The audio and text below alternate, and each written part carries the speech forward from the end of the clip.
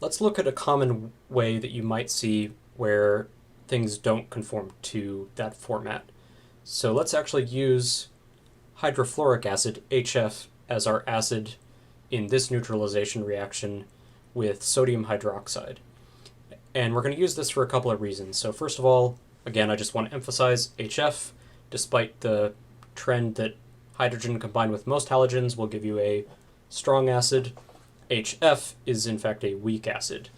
And we're actually going to use this not just to emphasize that fact, but also to show how to handle weak acids, and hence weak electrolytes, in these equations. Now, just like before, we need to write out the proper chemical formulas for everything. So for our acid, that's HF. For our base, that's NaOH. Those are both aqueous. And since we have an acid-base neutralization, one of these products will be water. Of course, that's H2O. And our salt, which is going to be the cation of our base, sodium, and the anion from our acid, fluoride. And we need the correct chemical formula that forms between Na plus and F minus. Those have equal and opposite charges, so it's just NaF. Alright, so with the correct chemical formulas established, we need to assign states of matter and balance the equation. Everything is balanced in just a 1-to-1 molar ratio, and sodium fluoride, we don't have any rules specifically for solubility of fluorides, but anything that contains sodium ions will be soluble, just like with any other alkali metal cation, so that will stay in aqueous solution. So water, of course, is liquid, and our salt, based on solubility rules, is soluble, so NaF aqueous. Now here's where things get interesting based on having weak electrolytes present. So now we need to dissociate the soluble ionic compounds and strong electrolytes. And I emphasize strong electrolytes here because HF is a weak acid. That means that this is a weak electrolyte. So that means it's partially dissociated. So do we show it as dissociated or not, since it's partially dissociated? And it turns out to be the case that weak electrolytes, while they are partially dissociated, the degree of their dissociation is usually very small, almost always less than 10%. So the vast majority of HF, or any other weak electrolyte that shows up in any of these equations, is best represented as undissociated. And so we are not going to split up our weak acid. So HF stays aqueous because most of it is not dissociated. Sodium hydroxide, of course, is a soluble strong base. And so that's going to be split up into dissociated sodium and hydroxide ions. Water never gets split up because it's covalent. And we determined that sodium fluoride was soluble, so that's going to get split up into sodium cations and fluoride anions. Now we just need to look for spectator ions, which in this example is now only going to be sodium. So the sodium ions are spectator ions, but nothing else is going to cancel out. And so once we eliminate the sodium ions from both sides, we have aqueous HF plus aqueous hydroxide ions gives us water and aqueous fluoride ions. So you can see how this differs from the previous example based on the fact that we did not dissociate our acid because it's mostly undissociated. Okay, before we get any further into the last category of reactions, I do want to emphasize that based on this balancing process for all of these aqueous reactions and predicting products and all that stuff that goes into this, we can still apply stoichiometry to any of these reactions, and in fact, you will be expected to know how to do that. Now, I'm not going to go over the solution stoichiometry example provided in these slides because we actually covered this at the very end of chapter 3 when we talked about molarity. So this was the determination of how much sulfuric acid at a certain concentration is needed to react with a certain amount of sodium hydroxide of a different concentration. But keep in mind that, for instance, now that we've talked about what we've talked about, if you know that we have a reaction between sulfuric acid and sodium hydroxide, you might be expected to know how to balance this equation on your own without being told what the products are or what this molar ratio is. So we would look at sulfuric acid and sodium hydroxide.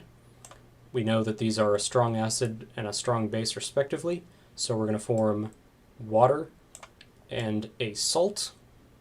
The formula for that salt is determined by the fact that sodium is +1, sulfate is 2-, and based on those two things, we will balance our equation, and it turns out that we need 2 sodium hydroxides for every 1 sulfuric acid.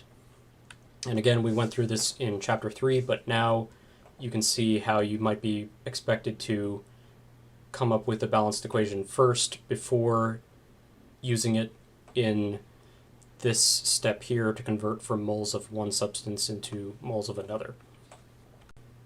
So let's talk about titrations, which is a specific case of solution stoichiometry usually applied to acid-base neutralization reactions. So titration is a procedure where you determine the concentration of one aqueous solution by allowing a known volume of that solution to react with a second solution whose concentration is known, and by measuring the volume of that second solution required to react with the first solution. Once all of those measurements are calculated and we incorporate all of the information we have, we can calculate the concentration of the first solution, which is not something that we know beforehand. But how can we tell when we've reached the point where the reaction is complete?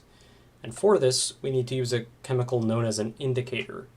An indicator is a chemical compound that can be present usually in an acid-base reaction that changes colors to let you know when the equivalence point, or the point where you've added exactly enough of one reactant in an acid-base reaction to exactly react with all of the other component. So specifically, if we have an acidic solution in this flask right here, and we add a basic solution via this burette, and we use the most common chemical indicator for this procedure, which is phenolphthalein, that compound is clear when the solution is acidic or neutral. So when we start things off in this flask, we have an acid dissolved in water, so we have an acidic solution, so the solution with the phenolphthalein in it becomes clear. However, as we add more and more base, eventually we'll reach a point where all of the acid has been neutralized, and we have now a solution that is neutral or very slightly basic if we've added more than enough base to do the neutralization. And the phenolphthalein will tell us when this happens, because once the solution becomes slightly basic, the phenolphthalein changes from clear to a very bright pink color. And if we can get it to the point where this is just barely pink, so the solution contains just a very slight excess amount of base added via the burette, we'll have reached the point where basically the neutralization has taken place in exact molar amounts. And so this color change tells you when to stop the reaction. So let's look at an example of a titration. Let's say we have 48.6 milliliters of a 0.1 molar sodium hydroxide solution, and that's the volume needed to react with 20.0 milliliters of an unknown hydrochloric acid concentration. What's the concentration of the hydrochloric acid solution? So you can deduce, based on what we've talked about, that this is our balanced molecular equation for this reaction. Happens to be in a 1-to-1 molar ratio.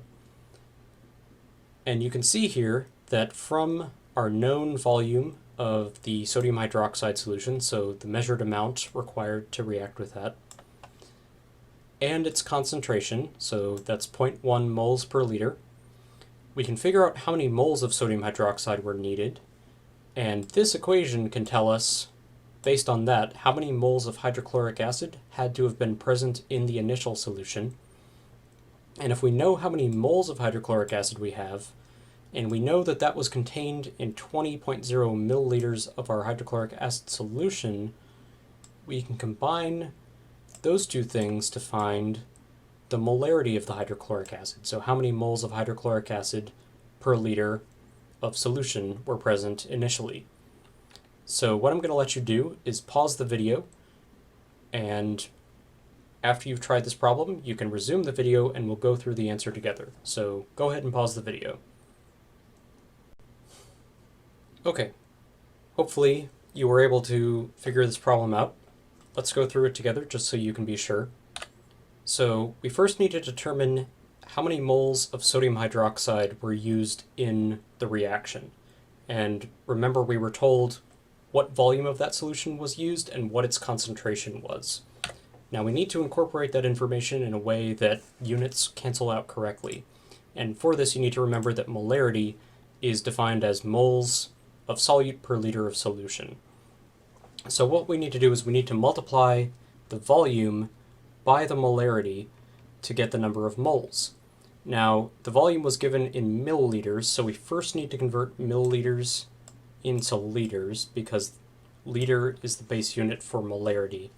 So this last piece here just does that milliliter to liter conversion. Notice again, milliliters here cancel with milliliters in the denominator, leaving us with liters initially. And we want this to cancel with liters in the molarity. So remember, molarity is always 1 liter of solution on one part of this fraction, and the other part is the concentration in moles for that 1 liter. The sodium hydroxide was 0.100 moles per liter, so we want liters to cancel, so liters will go on the bottom, and our moles, our 0.100, goes on top. So we have now moles as the unit present, so multiply all that out, we get 0.00486 moles of sodium hydroxide. Now, next we need to determine how many moles of hydrochloric acid that will react with. And in this case, that's a pretty simple conversion. So this should be moles, not milliliters. I apologize for that. But this equation here tells us that 1 hydrochloric acid, 1 mole of hydrochloric acid, will react with 1 mole of sodium hydroxide.